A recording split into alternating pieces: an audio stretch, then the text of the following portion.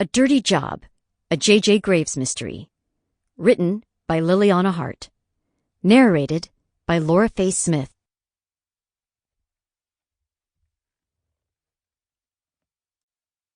Prologue. Tobias Pickle was in heaven. Back in Wetumpka, West Virginia, he was a nobody, a laughingstock. People used his business services because they had no other choice. That's what he loved about death. It was an equal playing field for everyone, and when the good citizens of Wetumpka met their maker, Tobias Pickle was there to offer them their final send-off. Everyone needed him eventually. But when it came to giving him the courtesy of a simple hello on the street, all of a sudden he wasn't good enough. People said he was weird. Even his wife, Melisande, couldn't stand to be in the same room with him. She said he smelled like dead people.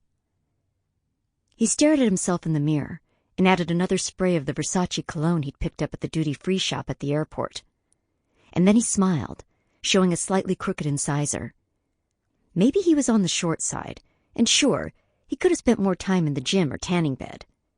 But his personality made up for most of his faults in his appearance. He knew his strengths. If only Melisande could see him now. He might be a nobody in Wetumpka, but once a year, when he got to leave that dump of a town and join the rest of his colleagues, people who were just like him, he was a god among men. Here he was someone.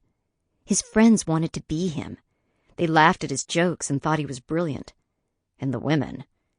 He sighed and ran a comb through the sandy curls on his head, trying to tame them into submission. The women were worth the price of admission. They didn't look at him like Melisande did, with derision and coldness. In fact, it wasn't a matter of finding a woman to share his bed.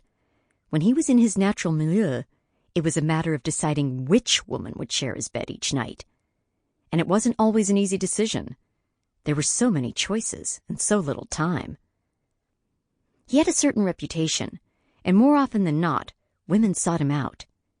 He'd not been blessed in the looks department, but he was an excellent lover.